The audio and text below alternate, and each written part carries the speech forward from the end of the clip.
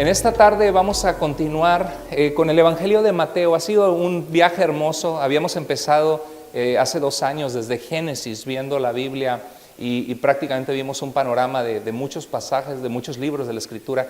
Y ahorita estamos enfocados en el Evangelio de Mateo.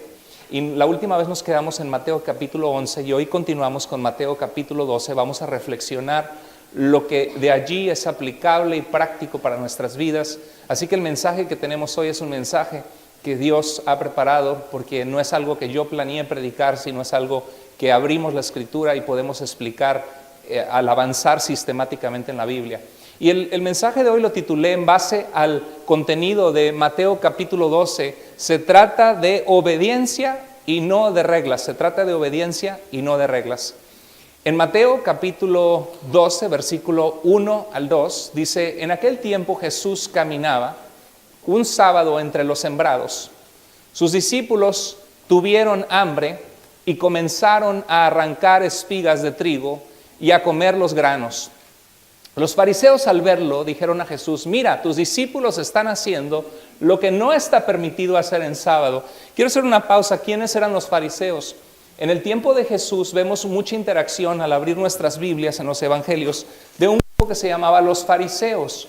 Los fariseos viene de una raíz hebrea que significaba los puros, porque buscaban tener pureza en obediencia a la ley de Dios. El pueblo de Dios experimentó algo, que Dios les dio su ley como un regalo para saber cómo vivir una vida de bendición.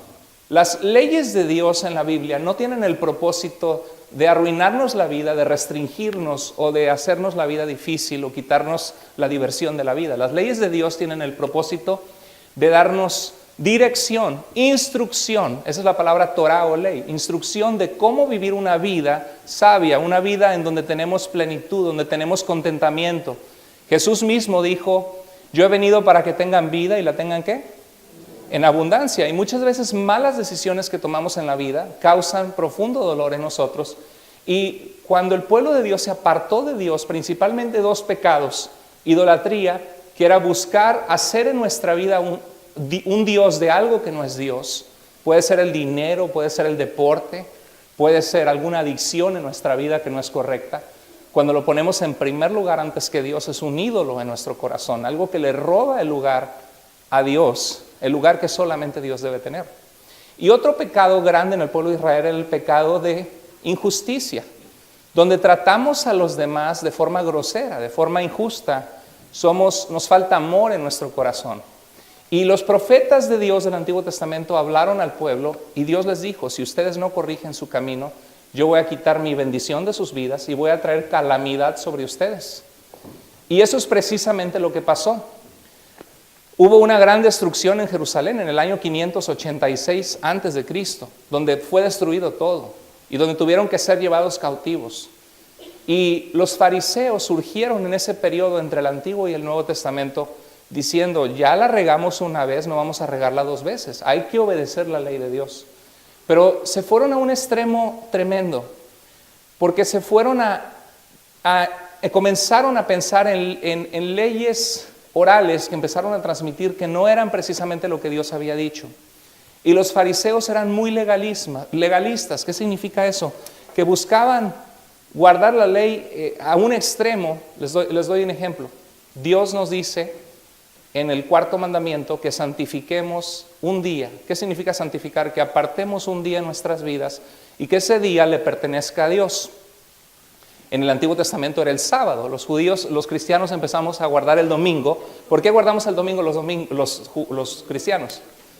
Porque Jesús resucitó el primer día de la semana y Él es el cumplimiento de la ley. Él es todo, dice Colosenses 2, que todo eso era sombra de lo que habría de venir, pero la realidad, la esencia es Cristo. Dice la Biblia: a Dios nadie le vio jamás, pero el unigénito Hijo del Padre, Jesús, le ha dado a conocer. Cristo es quien revela el corazón del Padre y quien revela al Padre. Entonces los fariseos buscaban guardar la ley en los más pequeños detalles y criticaron a Jesús, porque Jesús tenía sus seguidores, sus discípulos, gente como tú y como yo que amamos a Dios, que queremos seguirle. Pero esos eran discípulos que dejaron todo, que pusieron en primer lugar a Dios y las cosas espirituales y se dejaron, su corazón fue conquistado por Jesús, por su amor, su autoridad, sus palabras.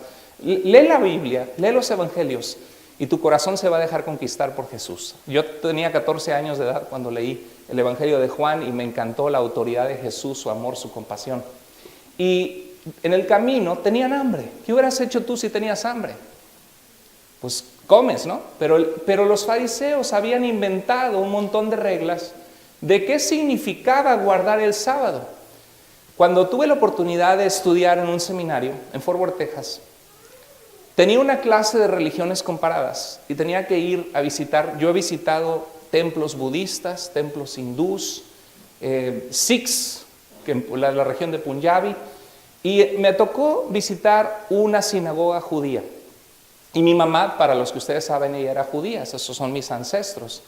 Y estaba en la sinagoga judía. Al entrar te tienes que poner un kipot, una gorrita, que significa estamos bajo la autoridad de Dios. Y terminando saludé al rabí y me emocioné porque aunque él había dado la sinagoga en inglés en Fort Worth, Texas, él era argentino, igual que mi mamá. Entonces empecé a saludarlo, hola, qué gusto, y pensé quizá le comparto de Jesús como mi mamá que encontró a su Mesías. Y le digo, ¿puedo tener su teléfono? Y agarro un papelito y agarro una pluma para escribir. Y me dice él, no hijo, no escribas en sábado. No escribas en sábado. Y como que en mi mente me quedó, ¿cómo que no escribe en sábado? Me dice, mejor te doy una tarjeta. Y me la dio. Y después me cayó el 20, que muchos venían caminando de los alrededores de la sinagoga para no utilizar el carro, para no manejar el sábado. Y hasta el puro hecho de yo agarrar una pluma y escribir su teléfono, para ellos era que yo estaba trabajando el sábado, ¿no? Le hubiera dicho, no se saque la tarjeta en sábado, ¿no? Pero yo no sé de dónde sacaron esa conclusión, pero es algo parecido a lo que Jesús estaba enfrentando aquí. ¿Y por qué? Venían en los plantíos y vieron trigo y lo empezaron a masticar porque tenían hambre. Y le dijeron, mira, tus discípulos están haciendo lo que no está permitido hacer en sábado. Después continúa y dice Jesús, dice el Evangelio de Mateo que Jesús les contestó, ¿no han leído ustedes lo que hizo David, el gran rey de Israel, que escribió 73 de los salmos? Dice, en una ocasión en que él y sus compañeros tuvieran hambre, David estaba huyendo de la persecución del rey Saúl, que quería matarlo por envidia, tenía hambre, estaba cansado de un gran viaje, y llegó al templo de Dios, encontró a un sacerdote, y le dijo, ¿tienes pan que darnos? Dice, solamente hay pan, eso está en 1 Samuel 21, de panes consagrados a Dios, que se ponían esos panes por 7 días, y el día anterior, al sábado otra vez se hacían frescos y se ponían nuevos, y le dijeron, bueno, hay estos que ya quitamos delante del altar, aunque son para los sacerdotes, pueden comer. Entonces Jesús, conociendo las Escrituras, razona con las Escrituras con estos religiosos y les dice, conozcan las Escrituras. David mismo tuvo necesidad de comer panes consagrados a Dios, que no estaba permitido comer porque era una necesidad de sentido común, que David hubiera muerto si no hubiera comido. Y continúa Jesús diciendo, ¿o no han leído en la ley de Moisés que los sacerdotes en el templo no cometen pecado aunque no descansen el sábado, porque están sirviendo a Dios en el templo? Otra vez Jesús razonando con las Escrituras, conociendo las Escrituras. Dice, pues les digo que aquí hay algo más importante que el templo. ¿Y quién era el que era más importante que el templo ahí? Jesús mismo, como el Mesías. Un niño nos es nacido y su nombre será llamado Dios fuerte, Padre eterno, príncipe de paz.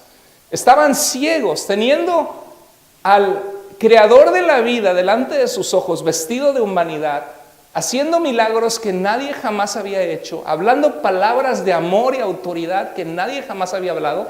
Sus ojos estaban ciegos y querían acusar a Jesús y decía, están con el autor de la vida, están con el Mesías y tú estás criticando que comieron trigo. Y continúa diciendo Jesús, ustedes no han entendido el significado de estas palabras. Y Jesús cita al profeta Oseas, al capítulo 6, verso 6. Dice, lo que quiero es que sean, ¿qué? Compasivos. La palabra en hebreo es la palabra Geset, que significa misericordiosos, amor compasivo. Un amor que nos surge de las entrañas, donde tenemos amor por los demás y compasión. Jesús sabía que ellos guardaban ciertos reglamentos externos, Y es lo que tenemos que tener cuidado nosotros, de no pensar que Dios es una lista que yo hago y digo, a ver, ya fui a la iglesia, ya me congregué en mi grupo, ya estoy bien con Dios y ahí acabó todo. No. Seguir a Dios, la fe, es poner nuestra confianza totalmente en Dios, tener una relación de amor con Dios, invitar a Dios a vivir a tu vida, a mi vida, tener una relación con Él como nuestro mejor amigo, como la persona más importante en nuestras vidas. Y si ustedes no han entendido lo que es ser compasivos, y que para mí, dice Dios, es más importante el amor y la compasión y la obediencia a Él, a Dios obviamente, que solamente ofrecer rituales externos. Dice Jesús, si lo hubieran entendido, no condenarían a quienes no han cometido ninguna falta, mis discípulos. Pues bien, el Hijo del Hombre, es una referencia a Daniel capítulo 7. ¿Sabes lo que pasó en Daniel 7? El profeta Daniel vio una imagen del trono de Dios en su gloria y dice que se le hizo acercar a alguien como hijo de hombre, o sea, alguien con aspecto humano, y le fue dado poder, gloria, imperio para que todos los pueblos y reinos le sirvieran. Y Jesús, como el Mesías de Dios, Él es el Hijo del Hombre prometido en Daniel. Y dice, pues bien, el Hijo del Hombre, o sea, yo como el Mesías, tengo autoridad sobre el sábado. Bueno, Jesús se fue de allí y entró en la sinagoga del lugar. ¿Qué era una sinagoga? Era una iglesia judía donde se congregaban los judíos que fueron llevados fuera de Jerusalén. Ahí comenzó la sinagoga. Es bien importante congregarnos porque Dios creó el propósito, Dios creó la iglesia. Jesús dijo, yo estableceré mi iglesia y las puertas de la muerte no prevalecerán contra ella. La iglesia, ¿quiénes somos? Eclesía en griego, la asamblea de personas que hemos creído en Jesús por su gracia, que amamos a Dios. Es tan importante. Y la sinagoga era un concepto que Dios había dado también para que el pueblo se reuniera cuando estaban lejos del templo. Y dice, había en ella un hombre que tenía una mano tullida, una mano que no podía mover. ¿Alguna vez has conocido personas que tuvieron un efecto de nacimiento, que quedaron mal? Tenía una mano tullida.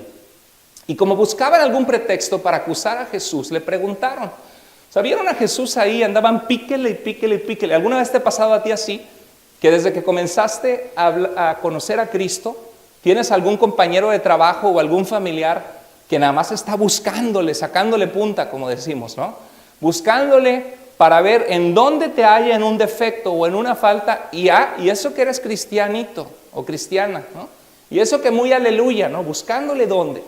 Y vieron a Jesús y le dijeron, a ver, está permitido, conocían el corazón de Jesús, que tenía compasión y que Jesús no iba a detenerse de sanar a alguien en necesidad. Y le dijeron, ¿está permitido sanar a un enfermo en sábado? Porque si decía sí, pues estaba echando, según ellos, en su falso entendimiento, se estaba echando en contra la ley de Moisés, la ley de Dios. Y entonces ellos podían decir, míralo, él no puede ser el Mesías, porque el Mesías va a obedecer la ley que Dios dio por Moisés.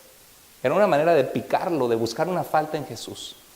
Y Jesús les contestó, ¿quién de ustedes, si tiene una oveja y se le cae a un pozo en sábado, no va y la saca? ¿Qué cabeza dura, falta de sentido común ustedes, que si ustedes en su casa se les cae una oveja en el lodo y está atrapada y se va a morir, la sacan por compasión de la oveja? Y dice Jesús, pues ¿cuánto más vale un hombre que una oveja? Por lo tanto, sí está permitido hacer bien los sábados. La autoridad de Jesús no era un conformista a lo que todos querían que él creyera o hiciera o dijera, sino que su mente estaba conformada a la voluntad del Padre. Su mente estaba conformada, impregnada de la voluntad de Dios, que es lo que Dios quiere para nosotros. Y dice, entonces le dijo a aquel hombre, llegó y le dijo, extiende la mano. Imagínate que José aquí está todo tullido, extiende la mano. Y el hombre pues le hace así y la mano empieza a crecer. Yo creo que él se sorprendió, ¿no? Imagínate a alguien que tiene su mano así y nunca la ha podido mover y la mano chiquitita.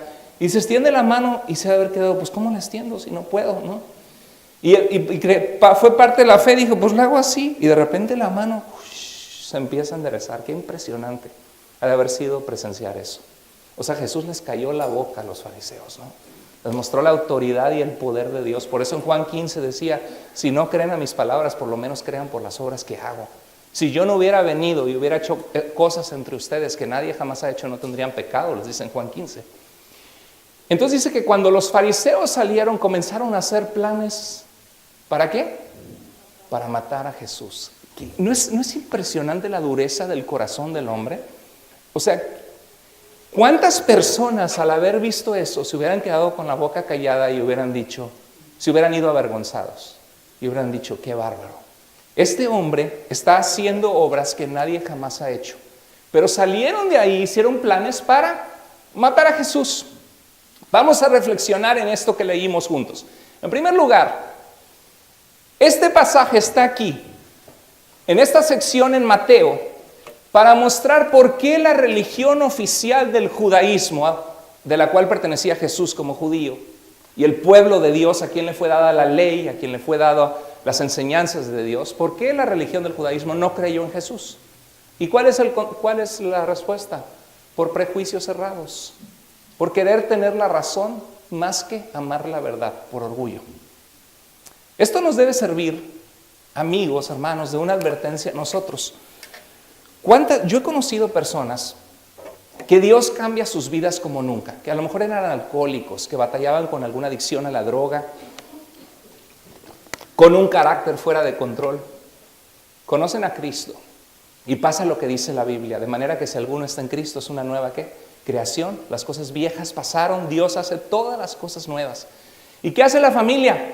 Te preferiría borracho y mujeriego que protestante, algunos, ¿no? ¿A poco no? ¿Ha oído ese tipo de historias? Las hay. Porque viendo el poder de Dios, aman más el querer tener la razón que reconocer que estaban equivocados. La Biblia dice que Dios resiste o no le da chance a los soberbios. ¿Qué es la soberbia? Creer que sabes más que los demás. Creer que a ti nadie te puede enseñar ni te puede corregir de alguna manera. Si tú tienes un problema así, pídele perdón a Dios. A tiempo arrepiéntete de tu soberbia, porque dice la Biblia que Dios resiste a los soberbios, pero su comunión íntima es con los íntegros, con los humildes, con los justos. Y si quieres que Dios te exalte, humíllate, sé humilde. Y lo mismo aplica en el matrimonio, en las relaciones interpersonales. Hay gente que sabe que la regó, sabes que has estado ausente del corazón de tu esposo o del corazón de tu esposa, sabes que te la pasas criticándole y que no has hecho el puente de escuchar sus necesidades de su corazón, y cuando la otra persona se abre contigo y te dice, es que me has lastimado, es que necesito esto de ti, y tú dices, pues así soy, ¿y qué? Hazte de la idea, ¿no? Así soy. Pero no hay una humildad de decir, ¿sabes qué? Perdóname, porque no es mi intención hacerte sentir así. ¿Sabes qué? Déjame considerarlo. A lo mejor es algo que tengo que buscar ayuda, ¿no? ¿Por qué? Porque hay gente que prefiere que su matrimonio se vaya por la coladera a reconocer y decir, perdóname, estoy mal, necesito ayuda. Y este carácter nos muestra el carácter de muchos fariseos religiosos del tiempo de Jesús. No sé, a lo mejor hay algo en tu vida que tú tienes que rendir a Dios, que te está estorbando en rendir tu corazón a Dios y de que Dios haga una cosa preciosa en tu vida. Pero tu orgullo, el no querer dar tu brazo a torcer en algún punto, el que sea, algún punto crítico de tu corazón, te está estorbando el conocer a Jesús, que es lo que estos hombres se perdieron. Es un punto de reflexión en nuestras vidas al ver el comportamiento de los fariseos en Mateo capítulo 12. En segundo lugar, este texto nos lleva a contemplar de que si es verdad que Dios había establecido un día de descanso, el sábado, ¿por qué estaban criticando a Jesús? Porque sus discípulos comieron espigas porque tenían hambre el sábado, ¿verdad? ¿Y por qué más lo criticaron? Porque llegó a la sinagoga. ¿Por qué Jesús llegó a la sinagoga? ¿Qué día de la semana era? Sábado. Era el día que Dios descansó y que Dios pidió que santificáramos ese día en el antiguo pacto con la ley de Moisés. Y nos recuerda lo que dice Éxodo 28 al 10. ¿Qué decía el cuarto mandamiento? Acuérdate del sábado para consagrarlo al Señor. Trabaja 6 días ¿Y hacen ellos qué? Todo lo que tengas que hacer. Tienes que lavar la ropa. Lava la ropa. Sabía que hay gente que yo he escuchado, ¿y por qué no vino a la iglesia? Es que me dijo que tenía mucha ropa que lavar. Sí, de verdad. Entonces prefieres que tus hijos no crezcan en el amor de Dios, que no reciban la palabra de Dios, porque tienes mucha ropa que lavar.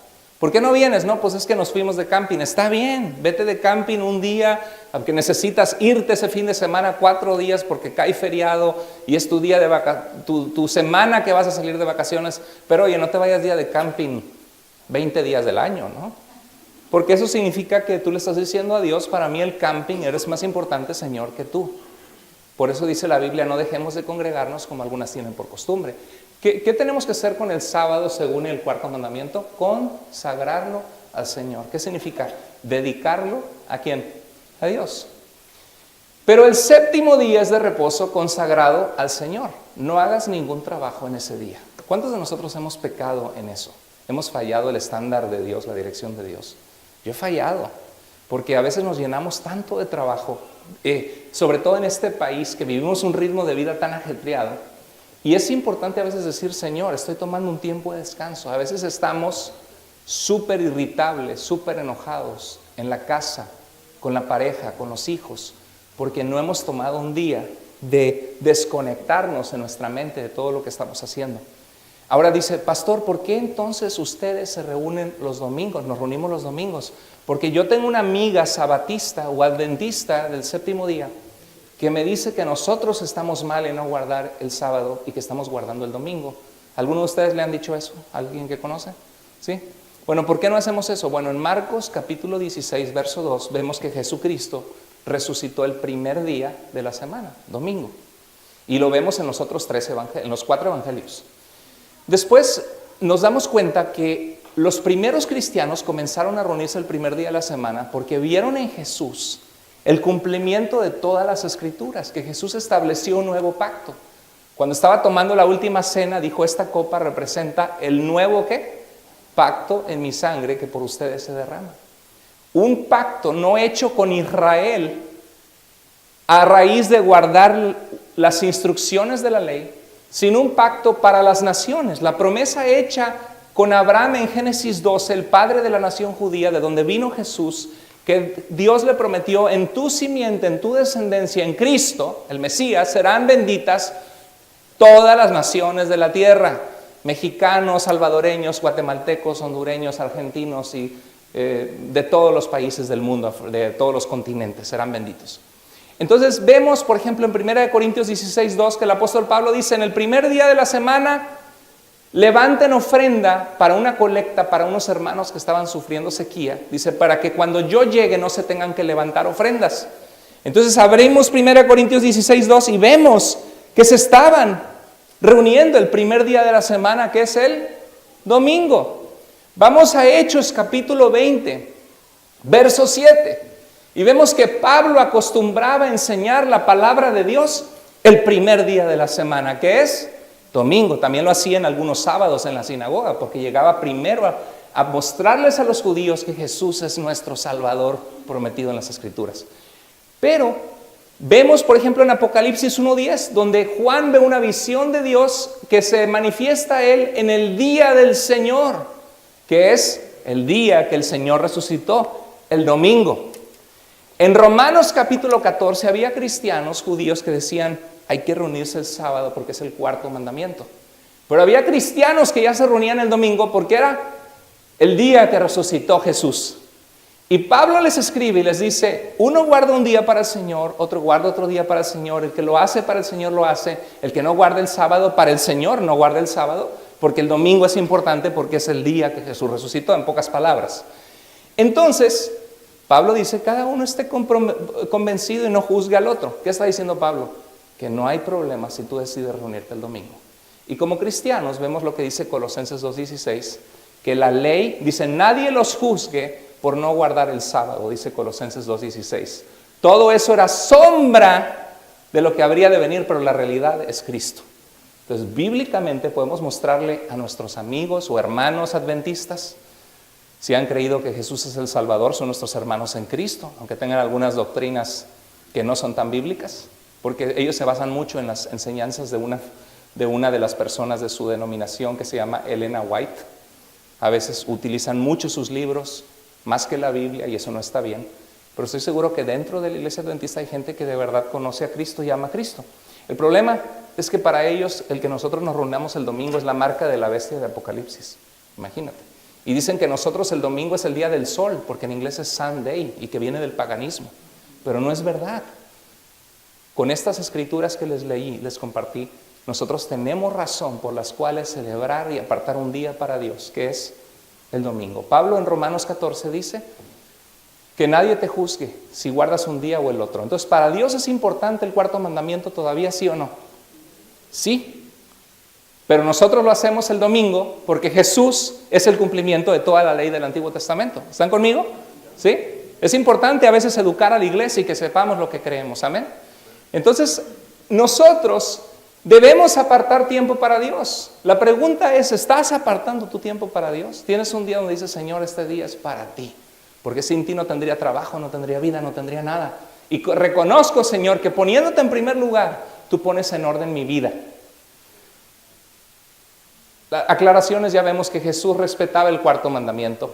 La interpretación de ellos era el problema, no el mandato de Dios. Porque ellos habían hecho una lista de todo lo que no podías hacer el sábado. Y Dios todo lo que había dicho es aparta un día. ¿Estaba Jesús apartando ese día? Sí. Estaban hablando de las cosas del Señor. Fue a la sinagoga, a la lectura de las Escrituras. Lo único que hizo es que cuando tenían hambre arrancaron una espiga al ir pasando por ahí. Así como me pasó a mí con el rabino judío en Fort Worth, Texas, que no quería que yo anotara un número telefónico. ¿Están conmigo? Bueno, lejos de ver sus milagros y su poder, estaban buscando excusas para hallar alguna falta en Jesús. Entonces no era cuestión de gustos o preferencias las reglas que ellos tenían, sino era de necesidades esenciales. En el primer ejemplo, comieron porque tenían hambre, y en el segundo, Jesús sanó a una persona enferma. Eran necesidades esenciales de vida, ¿sí o no? Jesús respetaba la ley, pero no quitaba el amor y lo obvio de la vida, el sentido común, al seguir las instrucciones de Dios en la ley. Entonces, lo que podemos ver es que Jesús utilizó las Escrituras para hablar verdad a esas personas fariseas. Citó 1 Samuel 21 y dijo, David comió de los panes que se supone que no debía comer. Después citó Oseas capítulo 6, verso 6, donde dijo, ¿no han entendido lo que significa? ¿Qué dice? Quiero amor, misericordia y no sacrificio. Esto me recuerda cómo Jesús tuvo un amor y una pasión por las Escrituras. Por ejemplo, en Lucas capítulo 2, verso 46, fueron a una fiesta importante en Jerusalén, José y María y los hermanos de Jesús, y estaba Jesús pequeño. La Biblia dice que Jesús tenía 12 años de edad. ¿Cuántos de ustedes tienen menos de 16 años de edad? ¿Están aquí? No. Todos ya salieron a su clase, ¿verdad? Bueno, eran jovencitos. Jesús tenía 12 años de edad. Y dice la Biblia que 3 días después, iban en el camino y pensaron que iba con familiares. Y de repente, no, pues allá debe ir Jesús. Y de repente se dan cuenta que Jesús no va con ellos. ¿Alguna vez has pasado el susto de perder un niño en el mall? Cuando mi esposa y yo tuvimos la bendición de sernos ciudadanos de este país, fue en una biblioteca, donde tomamos nuestro juramento y nos entregaron nuestro papel que decía American Citizen. Y entonces estábamos terminando hablando con una familia cubana, hablándoles de Cristo. Y de repente mi hija chiquita estaba allí, tenía 2 años, Andrea, y de repente volteamos así en un segundo y ya no estaba. Y la biblioteca estaba llena de gente.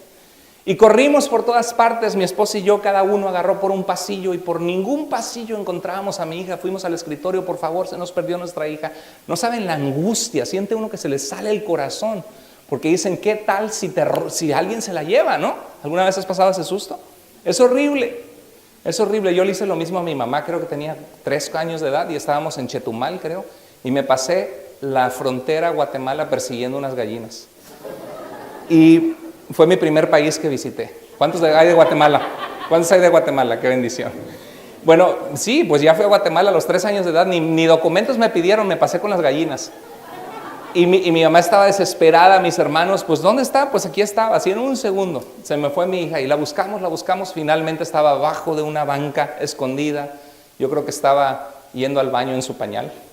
Y por eso le dio pena y se escondió, pero un susto tremendo. Y así le pasó porque había muchos viajeros, y le pasó a José y María. Dijeron, ¿y dónde está Jesús? Y se preocuparon y se les salió el corazón y buscaron. Y cuando regresaron, dice que lo vieron en el templo sentado en medio de los doctores de la ley, oyéndoles y preguntándoles, ¿quién dijo que los niños no pueden entender conceptos importantes de Dios?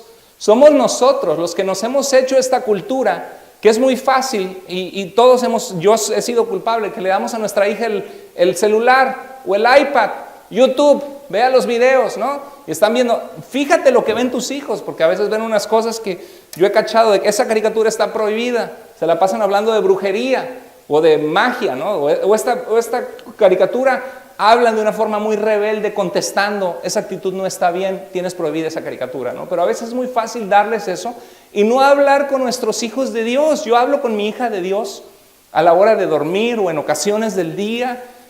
En una ocasión, hace poquito le puse en el PowerPoint en mi computadora, porque la uso mucho para trabajar en la iglesia, y agarré y le puse a mi hija en un cuadro, le puse una foto de una Biblia abierta, de alguien orando sobre la Biblia. En el otro cuadro le puse una foto del balance alimenticio, donde se veía un plato con la mitad de fibra, un poquito de proteína y verduras, legumbres. Luego del otro lado le puse a mi hija, ¿qué le puse? Le puse algo de la salud, ¿qué eras? No. Era Dios, la comida. Le puse una foto de una familia, las relaciones interpersonales. Y del otro lado le puse una foto de una alcancía con dinero. Y le dije a mi hija, esas son las 4 cosas más importantes de tu vida que tú tienes que aprender. Le dije, en primer lugar, Dios es el autor de la vida y Dios es el que sabe cómo debemos vivir nuestra vida, y es muy importante que tú tengas una relación con Dios. Y te estaba una Biblia y alguien orando. En el otro lado es muy importante que tú aprendas a comer bien y a tomar buenas decisiones de vida, porque si solo comes dulce se te van a picar los dientes, y hay personas que después tienen diabetes. Dice, ay pastor, qué intenso con su hija, ¿no? Tan chiquita. Pues bueno, uno hace la lucha, lo que me salió en el corazón hacer. Aprende a alimentarte bien, porque de ahí vienen todas las enfermedades, comienzan en lo que uno come. ¿Saben eso? Y luego el tercero representa la familia. Lo más importante y valioso que tienes en tu vida, hija, es la familia. Hay que aprender a pedir perdón, a amar a las personas, a tener buenas relaciones. Y el otro, el cochinito con la alcancía, tienes que aprender a administrar bien el dinero, porque el dinero se utiliza para comprar comida, para poder vivir y suplir tus necesidades. Tienes que honrar a Dios. Si Dios te da $10, dale a Dios $1, porque es parte de un principio que Dios nos enseña de ser agradecidos con Dios, y Dios nos bendice. Y le enseñé a mi hija esas 4 fotos y le dije, a ver qué significan, y me las empezó a repetir. ¿Por qué no?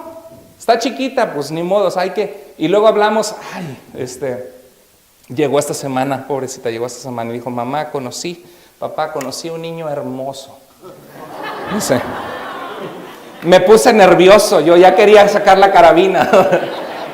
Dice, papá, me quiero casar con él. Dije, no, hija, tienes 6 años de edad. ¿Y dónde? No, hija, no se puede, estás muy chiquita. ¿Pero por qué no? Yo ya me quiero casar. Le dije, no, hija. Le dije, ¿y dónde vas a vivir? Y me dice, pues en casa de él. ¿Y quién te va a dar de comer? ¿Y quién? Pues su mamá. Le dije, no, ¿y qué tal si su mamá lo tiene él de hijo, no a ti como su hija? ¿No vas a hacer carga a alguien más? Y dice, pues entonces vivimos con ustedes. Las ideas, ¿no? Pero es verdad, hay que hacer de Dios, la palabra de Dios, la guía y la base de nuestras decisiones. ¿Cuántos años tenía Jesús cuando tenía amor e interés por conocer la voluntad de Dios en las Escrituras? ¿Cuántos años tenía? 12. ¿Cuántos años tienes tú? A veces tienes 40 y 50 y no tienes esa hambre de Dios. ¿Qué dice Jesús? Pedid, dice, os dará. Llamad, dice, os abrirá. El que busca, encuentra. Y el que toca, se le abre. A veces estamos paralizados en nuestra vida cristiana por falta de hambre de Dios y de amor a conocer a Dios en nuestra vida.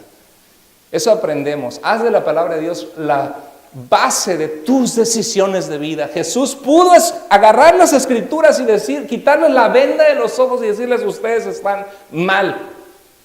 Y cita 1 Samuel 21, Oseas capítulo 6, verso 6, y razona sobre los sacerdotes en el Antiguo Testamento. ¿Qué significa? Que Jesús conocía que las Escrituras. ¿Las conoces tú? ¿Estás leyendo tu Biblia? Es una reflexión para nosotros. Ok, continuamos. Lo que concluimos de este pasaje al analizarlo es que se trata, obedecer a Dios, se trata de amor, de confiar en su corazón.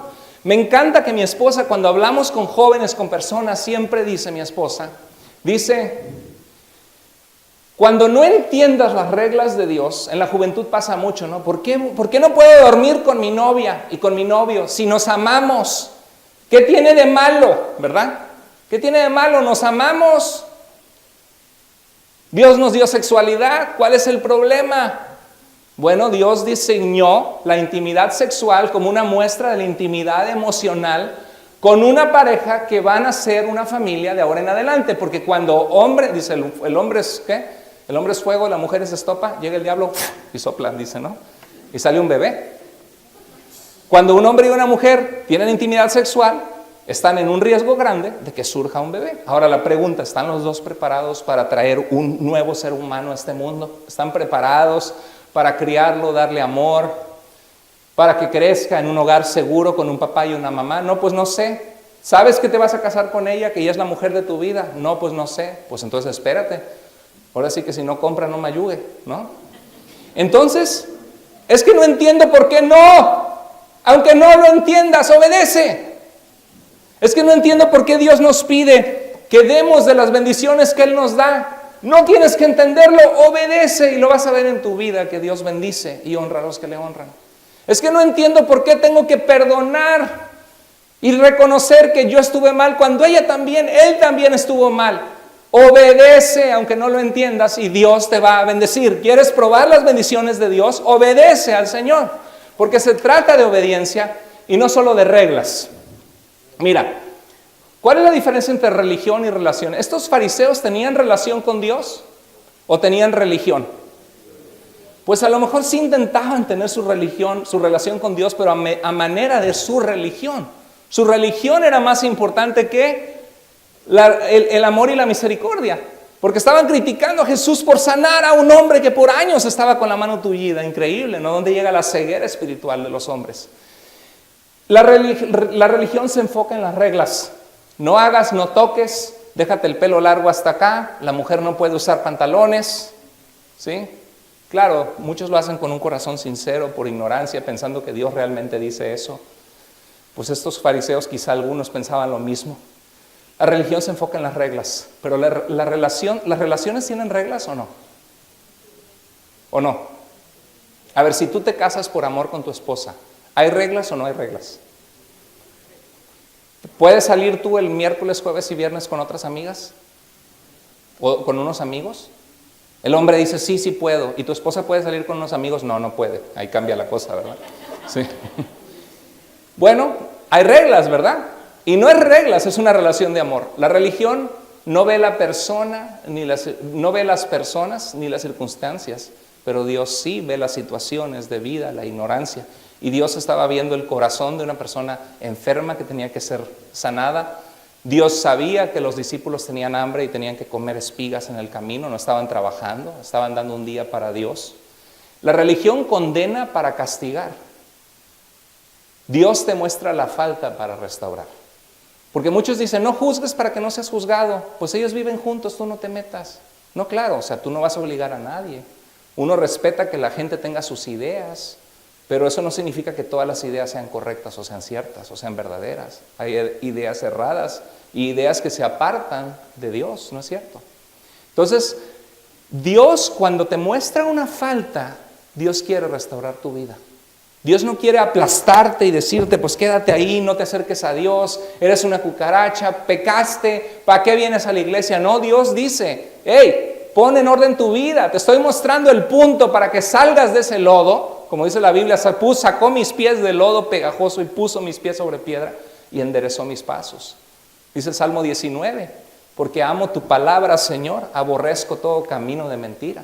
Dios te apunta en el error para que restaures tu vida. La religión te apunta el error para tacharte y decirte, estás mal, mal, mal, mal, eres rechazado y condenado. ¿Entienden la diferencia? Mira, la religión se enfoca en las reglas, Dios se enfoca en tu confianza y tu obediencia a Él. La pregunta es, ¿amas a Dios? ¿Confías en Él? Porque si amas y confías en Dios, lo obedeces, ¿sabes?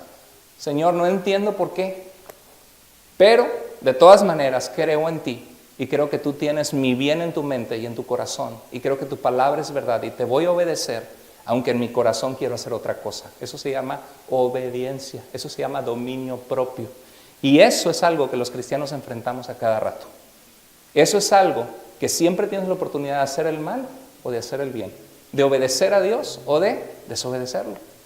La relación también tiene reglas, pero las reglas no son el enfoque es el oír el corazón de Dios y seguirlo, el amarlo. La obediencia se enfoca en un mandato de Dios que es correcto, justo y está allí para nuestro bien y el de otros. Por ejemplo, no matarás, ¿es correcto y es justo? ¿O no? ¿A ti te gustaría que te maten? ¿Te gustaría que te maten a alguien que amas? No. Y si matas a alguien, ¿qué pasa? La familia se venga y también te mata. O te meten a la cárcel 30 años. Entonces, ¿por qué Dios dice no mates? Porque es un respeto a la vida, porque es algo bueno, justo, correcto para ti y para los demás. No robarás. ¿Alguna vez has robado y tomado algo que no es tuyo?